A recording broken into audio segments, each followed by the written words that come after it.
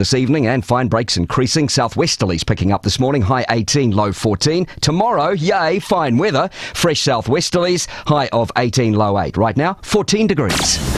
Talk back with the Prime Minister. Call 0800 80 1080 and have your say. Chris Hipkins on Kerre Woodham Mornings. Newstalk ZB. Newstalk ZB, it is 10:07. A very good morning to you. Good morning, Prime Minister. A quick trip back. Yes, it was indeed. A faster flight than expected. I think the wind was heading in the right direction for us. That's good. So you flew through the night to be back here? We did. We landed about 2:30 this morning. So if I'm a bit fuzzy today, that's the reason. No problem at all. I'm going to start with an email that kind of sums up how a lot of New Zealanders are feeling. I'm a highly skilled fabricator on $39 an hour. I don't smoke or drink alcohol. At the end of every week, I have no money left over for savings. My rent is $500 per week for a one-bedroom unit in Auckland. Put petrol, groceries, power, insurance, phone and internet, there's no money left. I have $25,000 in KiwiSaver. I'm 45 years old. Tell me how I'm supposed to be able to save the $200,000 for a deposit to buy a house and secure my future. Your government's done nothing to help the working class people of New Zealand. We're the backbone of this country. You've done nothing to help us. Why would we vote for you? The single biggest thing that we can do right at the moment to help working New Zealanders is to make sure we get inflation back down and get interest rates back down, because we know that that's the thing that's eating away at people's budgets. And do you think that's going to happen on Wednesday? Well, basically, the Treasury forecasts have us getting inflation back to its more regular level, between 1% to 3% by the end of next year. And that is, and making sure that we keep that downward pressure on inflation is actually one of the things that is going to make the biggest difference to families.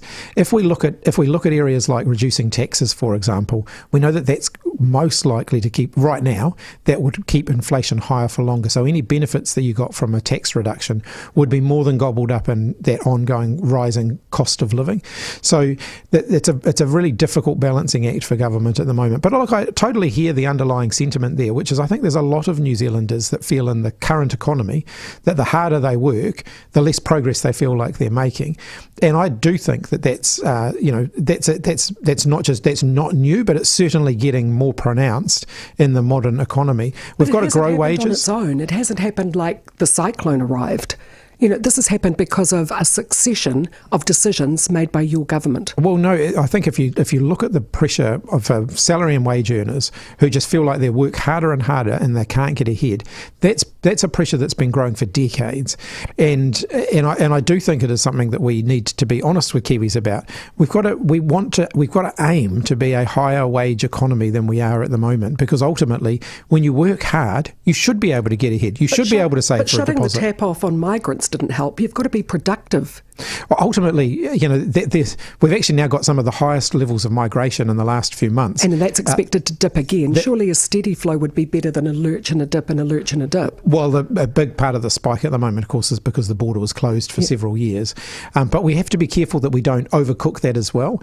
One of the challenges with migration and just general population growth, so migration being a significant part of that, is that we added 1 million people to the New Zealand population in roughly half the time we added the previous million before that. And so when we think about our housing crisis, we think about our infrastructure crisis, population growth has been one of the things that's contributed to that. So I welcome migrants to New Zealand. They make an incredibly important contribution to New Zealand, but we can't keep growing the population so fast that we can't keep up with that. I think you get it in theory. I don't think you understand the grinding terror that many people feel of trying to look after their families. They have done everything right and they feel aggrieved. They have done everything right. They've never committed crime. They don't smoke. They don't drink to excess. They want to raise their kids and give their kids choices. And they don't have that. Oh, I do absolutely get it. Look, I grew up in working class Hutt Valley, and I watched my own parents and the parents of my friends work really hard in order to create a better life for us as kids. And they were able to do that. They were able to work hard and earn enough money to create a better life for their kids than the one that they had. And I look at today's generation of people in the same kind of situation. They're working just as hard, if not harder, and they don't feel like they're able to make that progress. They don't feel like they're able to, save for a deposit for a house. Them either. These are multi-generational issues. In 5 years, we're not going to solve that problem. We're not going to solve the problem of... You promised a hell of a lot and didn't deliver. We're not going to solve the problem of housing affordability in 5 years. You promised you would. Well, we've got to ultimately increase housing supply, and we've got to raise wages. Now, wages have been rising. Now, I want to acknowledge that in this current inflationary environment wherein people are seeing any wage increases, they get gobbled up by the rising cost of living. And also, surely they have to come from a foundation that comes from a productive business that can pay more, rather than an imposition from the top. Well, businesses are paying more. So yes, we're raising minimum wages, but actually wage growth in the private sector is currently outstripping the wage growth in the public sector, and that's a sign that actually the economy is working to raise wages, and that is a good thing. Increased wages are ultimately better for New Zealand. I don't want New Zealand to be a low wage economy where people struggle to, through all their hard work, where they struggle to actually get the basics. We've got to make sure that Kiwis that we're generating an economy that creates the sort of jobs where Kiwis can actually live a much more prosperous life. Looking ahead, I just can't see that happening. We've got fewer people actually working, more people getting older and needing more healthcare. We've got the only way we're going to be able to improve our lot is by earning more from the small pool of workers that are working, or by bringing people in. You're not quite correct there. In fact, right now we've got record numbers of people in employment, more than we have ever had before. Yeah, but that's still a small pool compared to what we had before supporting an elderly base. Well, that's... There are jobs in supporting the elderly base, available, obviously, but the overall population demographics are ones that we have been able to plan for. It's one of the reasons that we've established the New Zealand Superannuation Fund, for example, to make sure that we're not just transferring the cost of superannuation onto the next generation, where there'll be fewer people in the workforce relative to the number of people who have retired. So I think governments can make decisions that actually make sure we're transferring, we're not transferring wealth from, intergenerationally in that way. But your government didn't make that decision. Give me an example of a really good decision you've made for future generations. Well, in fact, please don't say the City Rail link. In fact, we did make that decision. The previous national government stopped contributing to the New Zealand Superannuation Fund, and we've restarted it. Yeah, but that wasn't your idea. It's the Cullen Fund. Well, it's a Labor government initiative that Helen I'm very Clark's proud government of. was vastly different to yours. Well, of course, every government is different, but actually saving for superannuation is one of the best things we can do in terms of that intergenerational equity challenge that we've got. We'll get on to education in a minute, speaking of intergenerational equity, because that is a big concern too. If it's not crime, it's education. Oh, yeah, and look, there's much that we can talk about there. Well, we'll take a break and we'll do that. Newstalk ZB, it is 10:14. In studio till 11. 0800 80 1080 is the number to call. Never used liquid laundromats before? Take a look at their website and watch their handy how-to videos and discover how easy it is. Visit liquidlaundromats.com. Darling, you got to let me know. If you're wondering what to do with your home loan, Should I stay or should I go? ANZ can help you make the call If you say that you are mine, with an ANZ home loan check-in. be here till the end of time. Have a chat to our experts So you got to let me know. and get our best rate for you. Should I stay or should I go? Call 0800 ANZ Home. Lending criteria, terms and fees apply. New Zealand Sotheby's International Realty represent a class of professionals who understand the luxury of choice. Their agents know that buying and selling a home is more than a mere transaction. It's an important next chapter in your life. With a team of nationwide experts, no matter where you are or where you want to be, New Zealand Sotheby's International Realty can help with the next stage of your journey. Nothing compares to what's next. Licensed REAA 2008. I'm here to clear the air. A heat pump isn't home ventilation, but a quality DVS system? Yes, that's home ventilation. Visit dvs.co.nz. Take to the water and discover Cook Island on a magical day trip from the Gold Coast. Snorkel on the coral reef with a resident family of turtles. You might even see humpback whales on their seasonal migration. But who knew? If you didn't, and you haven't swum with the turtles yet, you don't know what you're missing. Gold Coast. Been there, haven't done that. Explore more at destinationgoldcoast.com. Get designer clothing at a fraction of the cost. NZ Sales Outlet Clearance Sale offers 50% off all stock, from men's and women's clothing to kidswear and accessories. It's all on sale now at 25 Barry's Point Road, Takapuna. Fish oil is one of the best supplements you can take for your health, but not all fish supplements are created equally. Leicester's Oil from About Health is packed full of omega-3, vitamin D, coenzyme Q10 and more to support happy, healthy joints. Plus, it's backed by research. Join thousands of Kiwis who already take Leicester's Oil. Call 0800 999 309 or visit abouthealth.co.nz. Leicester's Oil, only from About Health. Always read the label and take as directed. Supplementary to and not a replacement for a balanced diet. About Health, Auckland. Simon Barnett and James Daniels. For charging stations for electric vehicles across the country. We wonder whether this means that you may change to an EV. You're thinking of it, aren't you? Yeah, and look, I think a lot of people are, James, but I'm not an early adopter. I want to go EV, but I'm still not convinced. I'm just nervous that if I buy this very expensive asset, in 2 years, something's going to come along and supersede it, and my asset is kind of worth nothing. Back today, 12 till 4 p.m. Simon Barnett and James Daniels afternoons. Only on Newstalk ZB. Just coming up to 18 past 10. We have Prime Minister Chris Hipkins in studio. Can you hear? Are you all right? I can hear. Okay, right. I'll just go back to the old-fashioned ones because I couldn't. That is good. Crime. Why are you letting them get away with it? It's condescending to say to kids who come from shitty backgrounds, it's okay, it's not your fault. I don't think I've ever said that, and I certainly would hate anyone to think that that's the way that I feel. It's certainly not. And I also want to acknowledge that right now, particularly in the retail crime space, it's undeniable that we're experiencing a spike in retail offending, and it isn't acceptable, and it's not acceptable behaviour, and it's also not acceptable from the victim's perspective. They shouldn't have to put up with that. Those business owners shouldn't have to be fearful in their own businesses. They are. And they are at the moment, and they have reason to be, because I think we've all seen the news and we've all seen what's happening there. We do have to do more in that space.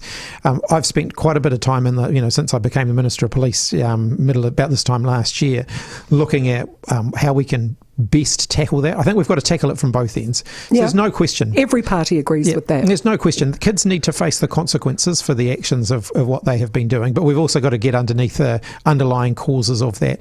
And what I don't want to see is that, we take some of these kids doing ram raiding, for example, they're 12, 13 years old. I don't want to write them off. I don't want to say that's it, they're on a pathway of a lifetime of crime. I still think we can turn those kids' lives around. Or take them out of the environment that created. And that of course is in itself a challenging issue, because we know that where we've done that in the past, where the state's done that in the past, significant injustice has often occurred as a result of that as well. Can we learn from the mistakes of the past? I absolutely think we can learn from the mistakes of the past, and I think we've got to be able to provide these kids with a better life. So the turnaround initiatives that we've been doing, which have been really focused on getting these kids out of the dysfunctional environments that they've been in, which we launched that approach late last year. Those kids that we've got into those programs, the reoffending rates have dropped by only about crime hasn't, but about 70, more than 70% of those kids haven't reoffended. So yet, absolutely, but you've got to sustain that effort. Now, overall levels of offending in that retail crime space are totally unacceptable. So we've got to continue to up the pace there.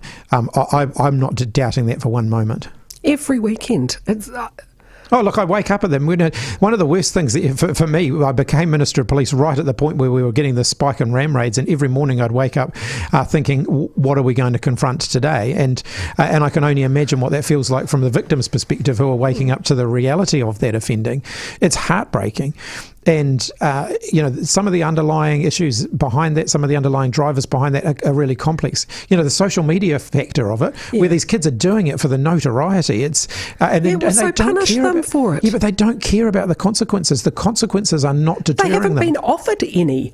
They've had no discipline growing up. I mean, the only, when people talk, they need a good beating, they've had enough beatings to probably last them a lifetime. What they haven't had is caring discipline and understanding of consequences. And I think absolutely. But if you speak to these kids, they're not thinking about the consequences. When they get into a car... show them what consequences look like. But when they get into a car and they drive it into a dairy, they're not thinking that far ahead.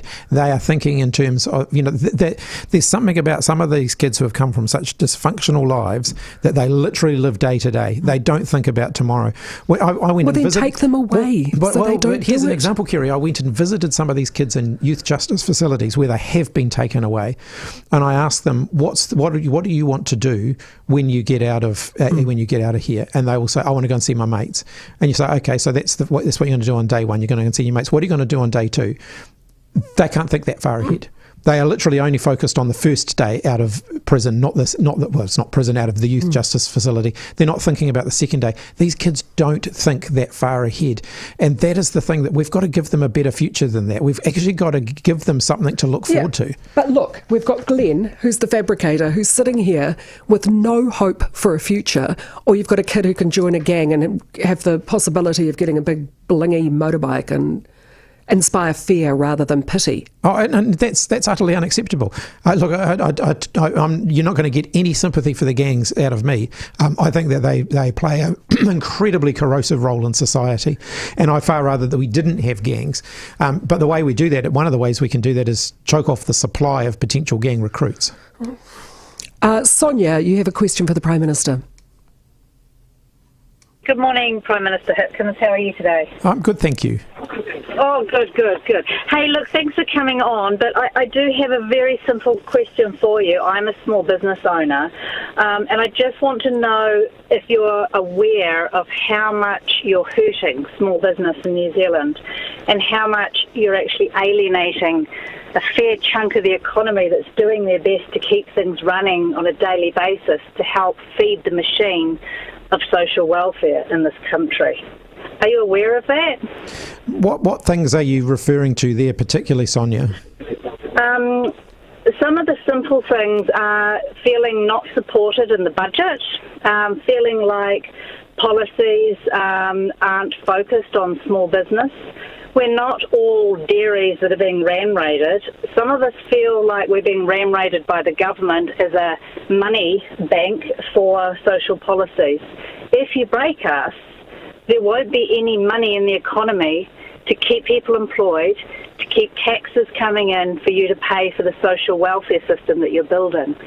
Are you aware that you're alienating a lot of small business owners across this country with your lack of support? If you're not, maybe you could tell me what support you are giving us, because I'm not seeing it. So I've had quite a lot of engagement with small business owners, and so I won't profess to speak for the small business community. In terms of the issues that small business have raised with me, increases to the minimum wage certainly is probably one of the biggest issues that has been raised by the small business community.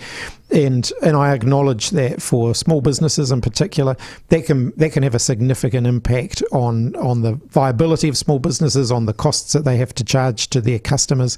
And I acknowledge that, but I also acknowledge that if we want to raise wages across the economy and if we want to tackle the rising cost of living, then making sure that people's incomes keep up with the rising cost of living is also something that the government has to balance. But if there are other particular areas that you think I should be aware of, then by all means, I'm certainly always happy to have that discussion. Well, yeah, I think some of the areas are that, we're just trying to do our best to build ourselves up, as you've said, pull ourselves up by the bootstraps without asking for a handout. But we're hammered in a number of ways. We're hammered through having second houses to try and pay for our retirement, because half of us don't pay for ourselves. We do it through property. Having tax at a higher rate, for trusts. We're all advised to put our money into trusts so that we're protected for our businesses, and that's hit us in the pocket through increased taxes. It just seems that going after big corporates and then helping people out on the other side with social welfare are feeling a little squeezed in between. And I just really wanted to make sure that you were aware that was happening, and that come election time, we do make a fair chunk of the economy, but we are also carrying a fair chunk of the economy unfairly, I feel. Look, I absolutely hear that. New Zealand is a small business economy. One of the things that I've been trying to do as Prime Minister is make sure that I'm engaging a lot with a good cross-section of the business community. It's easy as Prime Minister to speak to the big corporates because they're easier to access than small businesses. So I have been trying to make sure I'm getting out and speaking to the small business community. As a small cafe business owner, the continued wage increases just make it harder and harder for us to stay in business. We're now looking to sell, but if we can't, we'll close the doors and walk away. As a result of closing down, 8 people we currently employ will lose their jobs and have to find other employment. We're all for assisting people who are on lower wages. This should not come at a cost to small, hard-working businesses. You've got the Titirangi Post shop closing up because of the ram raids after 20 years. It's a lot, I'm getting a lot of this. If you look at the minimum wage growth this year, the minimum wage growth is in line with overall wage growth in the economy. So it's basically just making sure that people who are on the minimum wage don't fall further behind. And bearing in mind that for many small businesses, we're also talking about their customers as well. So if you're in hospitality, for example, making sure that your workers are well paid and can afford to buy a coffee is one of the ways that we can ensure that small businesses can continue to thrive as well. Now, I acknowledge it's tough going out there at the moment for Kiwi businesses. I don't think anyone should diminish the level of stress that involves for small business owners. I have the opportunity to speak to small businesses owners all the time who talk about staying awake at night and being concerned not just for their own business and for their own livelihoods, but for the livelihoods of their staff. And they feel that every day. The people that they're employing every day, they feel that every day. And I do want to acknowledge that. Newstalk ZB 1027. This may sound like a summer Barbie, but listen carefully. So, yeah, business is tough right now. Well, I can help. I'll just leave this on the table while I grab you another vino. Your price list? Yeah, so you can match it. Then we both make more profit. Count me in. It's actually the scene of a crime, price fixing, and under cartel law, it could mean jail time. If you see it, report it, stop it. See the Commerce Commission website for details. Wake up to the warmth of the north, the calm of the water and the smell of the ocean in New Zealand's very first waterfront retirement residences. Beautifully designed contemporary homes, mere metres from the water, allowing residents to berth their boat on their very own private jetty, and also include access to the village private beach and boat ramp. The Anchorage Retirement Village is Hopper Living's bespoke Northland Retirement Village on the canal at the idyllic Marsden Cove waterways. For more, head to anchorage.co.nz. Are you living with a waste of space? Time to call in the experts. The Wardrobe Company can help you get maximum efficiency out of the space you already have. You'd be surprised how many nooks and crannies in your home could be better utilised. And not just the bedroom. The Wardrobe Company has some creative solutions for every room of the house. Call for a free measure and quote today on 0800 Closet or visit thewardrobecompany.co.nz. Hello, I'm Steve from Allied Exteriors. Do you have a plaster home that is due for maintenance? If you want to preserve the value in your precious asset or are intending to sell, Allied Exteriors can help you. Whether you need a repaint, plaster repairs or a full plaster system refurbishment, we have a range of options for you to consider. Maximise the value in your plaster home and keep it looking great with quality maintenance. Go to alliedexteriors.co.nz. Hi, I'm Craig from 445 Property Group. Winter is on its way and so are the harsher elements. If maintaining the value in your home or your multi-unit complex is important to you, we can help. We specialise in repairing and replacing membrane decks and membrane roofs. 445 Property Group will organise all the trades so you don't have to lift a finger. Get in touch today so we can discuss a solution that works best for you. Go to 445propertygroup.co.nz. Chris Hipkins taking your calls on 0800 80 1080. The Prime Minister on Kerre Woodham Mornings. Newstalk ZB. And it just goes so quickly, doesn't it? I mean, we're almost there. We're behind an ad break. It's anyway. Has it gone quickly for you? Yes, always. Right. Elmarie, hello. Hi, thank you for taking my call. I just want to ask the question why the tax brackets have not moved or been increased. I've been in the country for 19 years, and $48,000 then was a lot more money than, say, $70,000 now. But yet we're still paying an additional 30% tax over $48,000. It's a quick one.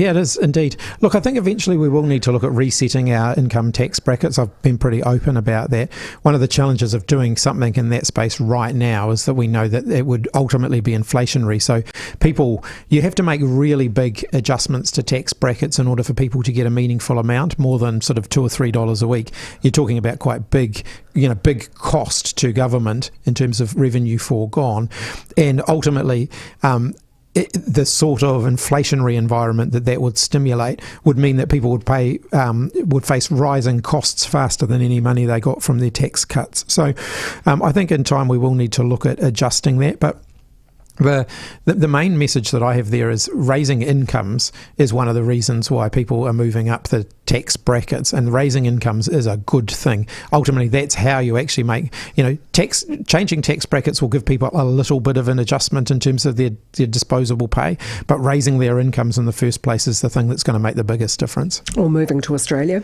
As a person who earns around $100,000 as a sole trader, all I feel is I bust my ass to chase the GST and tax I need to pay for you, to just blow it anywhere and everywhere. I feel every person around my income are just taken for granted by you and your government. I'm tired and I'm over it. What would you do if all of us, like me, just gave up and went on the benefit? You cannot keep borrowing forever. Well, just to pick up on the comment that you made at the beginning of that around moving to Australia, of course, they pay higher tax rates in Australia. The overall, takeaway tax that someone working in Australia will pay is higher than it is in New Zealand. I think they see a better value on return. Well, and the thing is, their economy is delivering more for working people, but the tax take that they have helps to stimulate that activity as well. So things like teachers, nurses, doctors, these are the sorts of people who we run the risk of losing to Australia. Their salaries get paid out of tax revenue. So there is a relationship between those two things. In terms of the correspondence that you were just reading out there, look, I want to acknowledge, I grew up in a household with a dad who was a maintenance contractor. He used to sit at the dining room table every night, after dinner, and do his books. He'd be writing the invoices out. He'd be paying the invoices. But he was able to give you a good living. These people cannot. Absolutely, and so it's one of the reasons I'm in politics is because the hard work that my parents put in gave my brother and I a pretty good start in life, and I want to make sure that the other people who are in the same position today are actually getting that opportunity to work hard and get ahead. And I acknowledge that at the moment they're not feeling that. It's going to be a generation before they do. So is this generation of young people with kids supposed to just suck it up, do it tough, so that a generation from now it's going to be easier? No, I think that there's a lot that we can do in the Could here you start? and now. I think we are. I think if you look at the work we're doing around housing to make sure that we're increasing housing supply so that housing is more affordable. Don't go there. Well, we've made progress there. We've got record numbers of consents. We've got you drive anywhere around the country and you'll see a housing boom happening at the moment in terms of house construction. We are actually getting on top of the housing crisis, but these things don't happen overnight. That's a Pantene ad. Newstalk ZB, it's 25 to 11. Newstalk ZB Auckland. Time saver Are traffic. your savings invested in an ethical way? Now we've got a breakdown on the northern between Tristram and Upper Harbour. Heading north, city bound it is slow getting on at Upper Harbour. The southwest and southbound still slow from May Road. We've got the right-hand lane blocked on the Mangere Bridge. We've got debris in that lane. The southern motorway southbound slow from the city through to Green Lane. MAS driven by purpose, not profit. Visit mas.co.nz today. Search for regencyplumbing.co.nz. Search for Regency Plumbing and you'll find Auckland's #1 bathroom renovation team. #1 for workmanship and #1 for project management. Book Regency Plumbing to start your bathroom renovation today and you'll receive $350 worth of luxury gifts. T's and C's apply. Search for regencyplumbing.co.nz. With AirAsia, you can discover your new favourite holiday spot and have more in the bank to treat yourself when you get there. AirAsia has the lowest fares and biggest network in Asia, and they've been voted the world's best low-cost airlines for 13 years straight. Get ready to immerse yourself in the culture and beauty of this fascinating continent. From the bustling cities to the tranquil beaches, your adventure starts right here. Head now to airasia.com and book that flight. Pack up and move to the beach and your new 2-bedroom luxury apartment at the Grove Orewa. Come and see for yourself at the Grove Orewa Open Days this Friday and Saturday. It's simply the best in coastal retirement living. Our open days are this Friday and Saturday. Our open plan living, all-day sun, luxury 2-bedroom, 2-bathroom apartments are selling now. Join us this Friday and Saturday at the Grove Orewa. thegroveorewa.co.nz. Jenny is a consultant. Her challenge. Renew her professional indemnity insurance for less than her old policy. Okay, Jenny. 3, 2... I did it online. What, already? Yeah, I went to bizcover.co.nz, got instant quotes in less than 5 minutes and saved $300. Oh, that's not very dramatic. That's the point. Fair enough. Saving money with the business insurance specialist is so easy, there are literally no dramas. Go to bizcover.co.nz to get instant cover online. Newstalk ZB headlines. With Blue Bubble taxis, it's no trouble with a blue bubble. The government says there's only so much it can do about children posting videos of their offending online as part of a global social media trend that is pushing up youth crime. NZEI primary school teachers have endorsed taking more industrial action on May 31 when an agreement to pause strikes expires. The Education Ministry is working on a revised offer. Meanwhile, bus drivers and union reps are hoping for improved pay and conditions as they head into a meeting with the Transport Minister this morning. A business leader is demanding answers from Waka Kotahi over the resilience of the Auckland Harbour Bridge, which closed 5 times on Saturday during wind gusts. Jury deliberations are expected to begin today in the trial of 2 men charged with murdering Christchurch teen Connor Whitehead outside a party in 2021. 16 years after British toddler Madeleine McCann went missing in Portugal, police are searching a dam about 50 kilometres from where she was last seen. Sad news in Wellington, where the sister of local personality Mike the Juggler has revealed that he died in the blaze in Loafers Lodge last week. That's what I've been missing, why the Moana Pacifica coach is walking away. Find out what he's been missing at NZ Herald Premium. Back to Kerre Woodham. Thank you very much, Malcolm. It is 21 minutes to 11.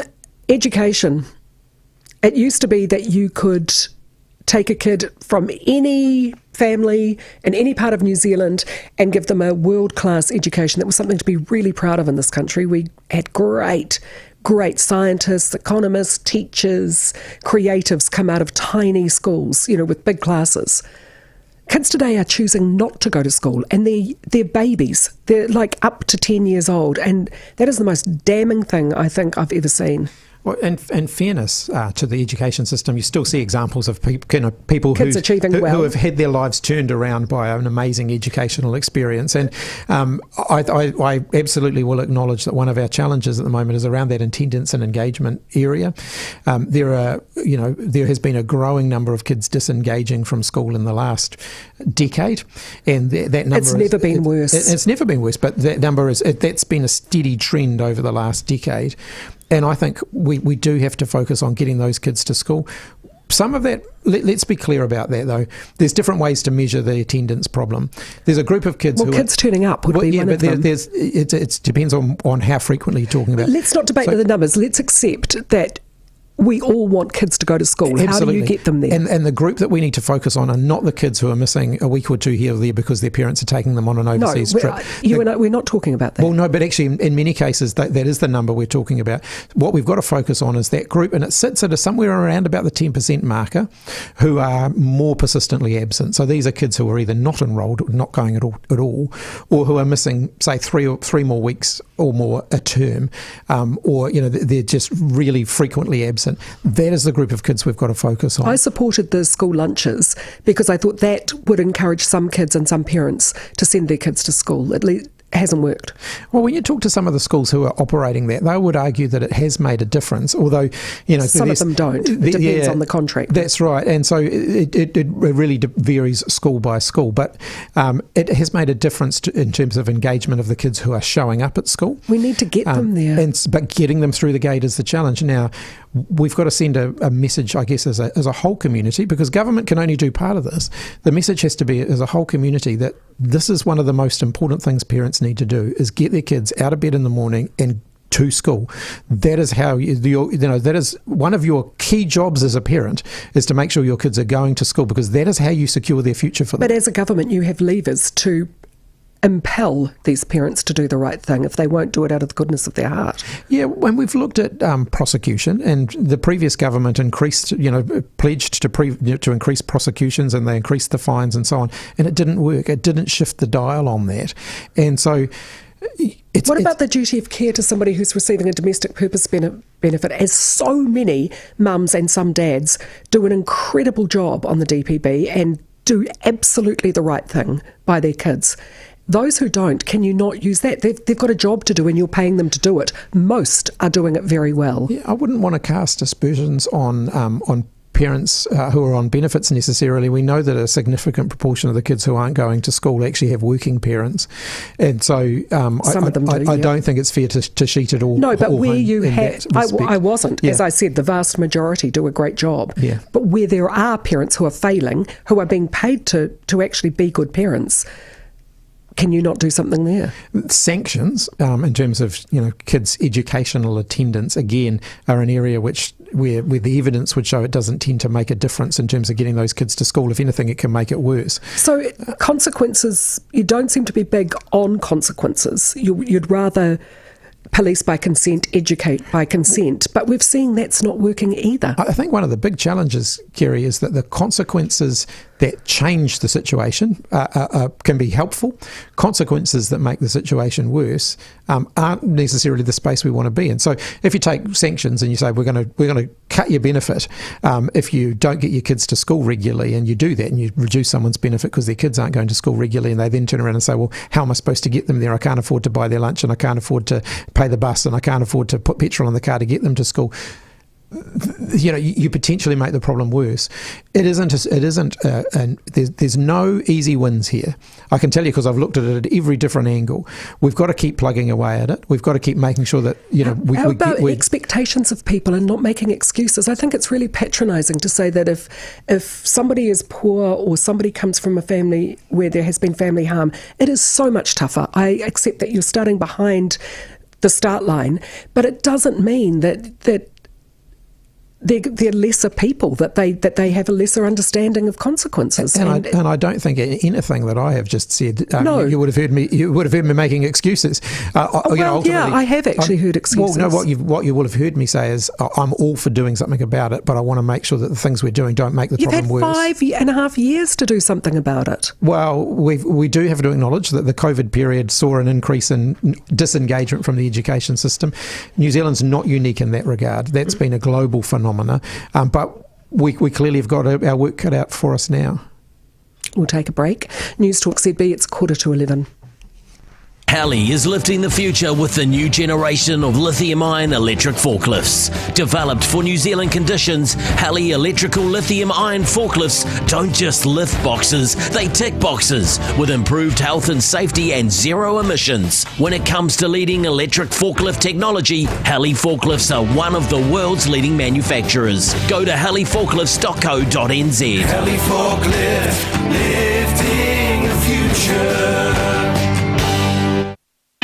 General Finance, the New Zealand Reserve Bank licensed deposit taker, is proud to bring you great deposit rates and flexible terms. You can invest for any period between 6 and 60 months.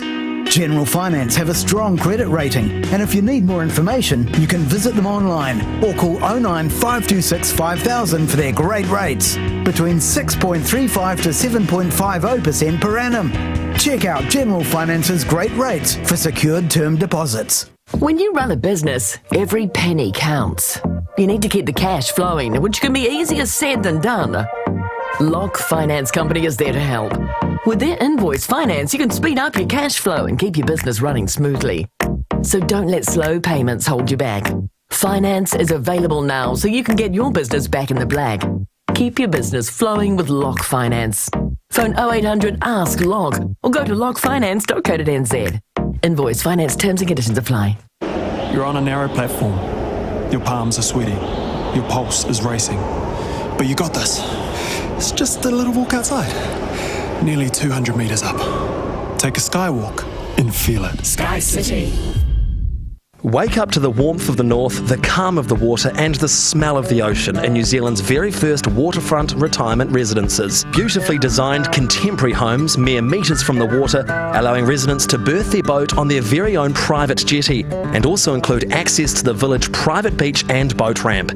The Anchorage Retirement Village is Hopper Living's bespoke Northland Retirement Village on the canal at the idyllic Marsden Cove waterways. For more, head to anchorage.co.nz.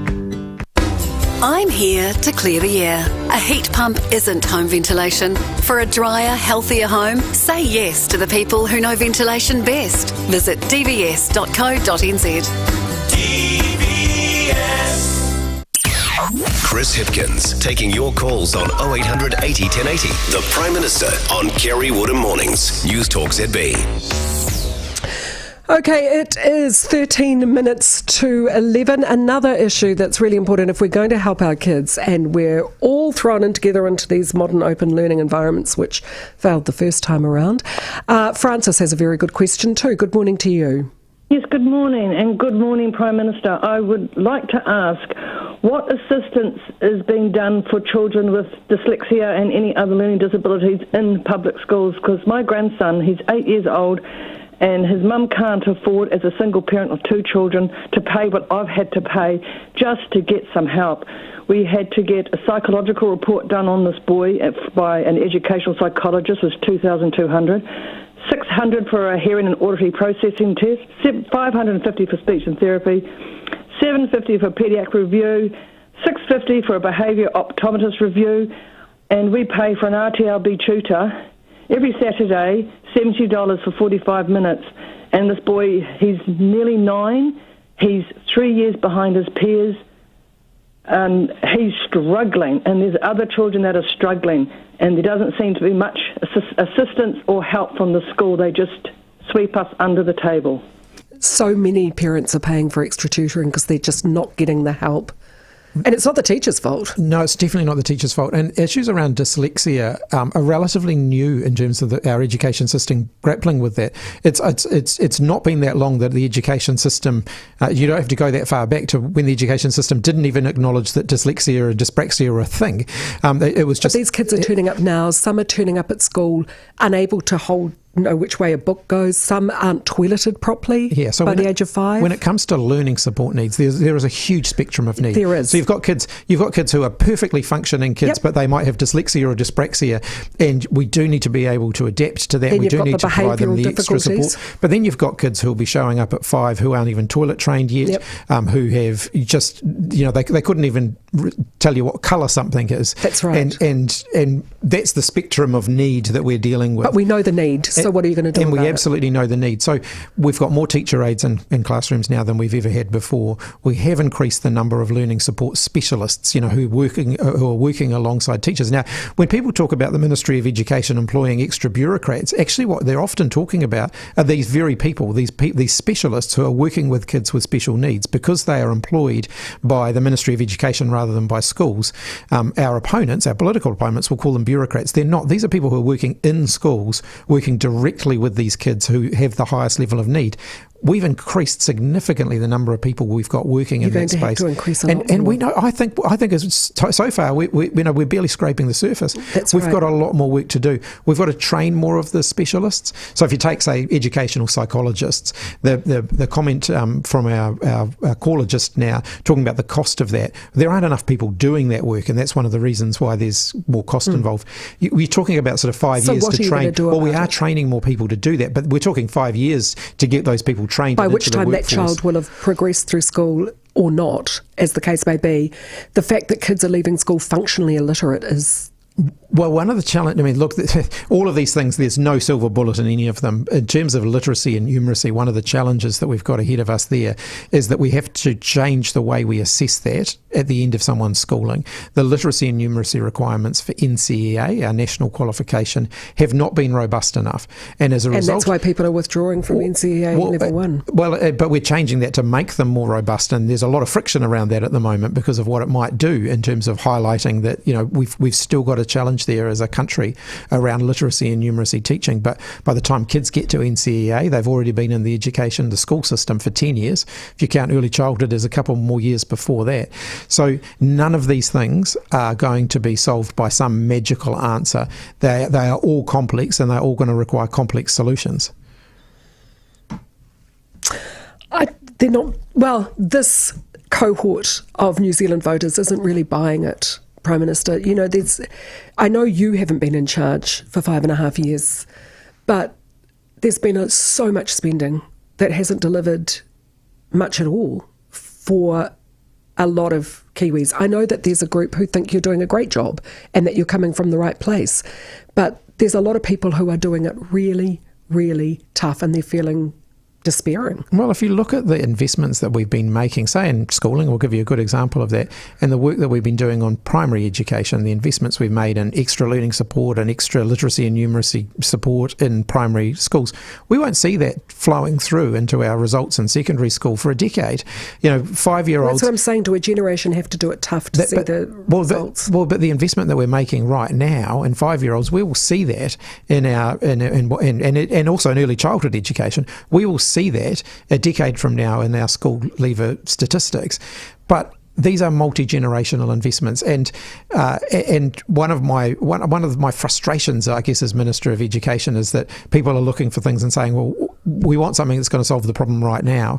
In reality, these, kids are in the education system a long time, and turning around the sort of decline that we've seen over probably 2.5 decades, that's not going to happen overnight. Newstalk ZB, it is 5 to 11. Right now, Selwyn Village in Point Chev has stunning retirement apartments from just $635,000. Don't miss our open day this Thursday and Saturday, 10 till 2, to view the perfect seaside retirement. selwynvillage.co.nz. On a windy day, have a look at your curtains, and if they're moving, you may have a draft problem. Get ready for a cosier winter. Call 0800 EXCEED. We're like your window and door mechanics. Are you considering a new car? Shop at Armstrong's before the end of June to save thousands across a large range of brands and beat the government's clean car rebate reductions and increased fees payable from 1st of July. Visit one of our local dealerships, including Mercedes-Benz Botany, Armstrong's Nissan, Hyundai in East Auckland, or Peugeot Citroen Opel Te Rako Drive or Green Lane. Take advantage of our significant vehicle savings, maximise your clean car rebate or minimise your fees today, in store or online at armstrongs.co.nz. Here is an important message from Waka Kotahi New Zealand Transport Agency. Waka Kotahi will be carrying out safety work on the Killington Crescent footbridge on State Highway 20A near Auckland Airport from the 28th of May to the 22nd of June. There will be road closures between 9 p.m. and 5 a.m. with detours in place, so please allow for a short delay to your journey. Waka Kotahi thanks you for your understanding while they complete this important work. For tools and parts that fix, it's Waitemata Hydraulics. Ralph from Waitemata Hydraulics and Engineering Supplies. Yep. You've been bringing us the best in engineer supplies, tools and accessories for decades. For sure. And your famous bi-monthly catalogue is a ripper. It's beautiful. You can see it on our website. Henderson, Monaco, and online at, come on Ralph, you know the drill. Leave the jokes to me. Sorry. Whitehyde.co.nz. Waitemata Hydraulics. It was a bit funny. Do you know why so many of your neighbours are installing a shower dome shower top? Just watch the shower dome video on the Shower Dome website. You'll see firsthand how a shower dome shower top stops bathroom condensation, stops mould and mildew, and keeps your home dry and healthy. The best thing you can do for your home is install a shower dome. To organise installation and free home delivery, visit showerdome.co.nz. Shower Dome. Newstalk ZB, right then. Do you want to play your song that you've chosen, or would you like to do a message of reassurance to ZB listeners? Well, thank you for having me, Kerre. It's always it's always nice to come on the show, and it is good to hear from people, out on the street to hear what they're thinking. I appreciate you coming in. And I mean, look, I do want to acknowledge that it's tough going out there at the moment, and it's been tough going for a while now. You can go into the budget and get extra security for your MPs, and people out there can't. Yeah, look, well, I do want to acknowledge it's tough going out there. The economy's tough going. I think the stuff around youth offending, we absolutely heard the message. We've got to do more in that space. But I also think, and the song that you're about to play, I think is hopefully a bit uplifting for people. We've got reason to be optimistic. New Zealand's actually in a good position in terms of our economy relative to the rest of the world. We will get through this, and I think we can come out the other side of it stronger. So here's some Crowded House. I'll let you have the last word. You could be a DJ in your next live. Newstalk ZB Prime Minister Chris Hipkins, thank you. And as I say, I do appreciate it, especially after you've come from such a long flight, and probably this isn't your fan base. I mean, there are some fans who have told me off for being rude and intrusive, but we'll let Crowded House and Something So Strong take us through to the news at 11, reaction after the news.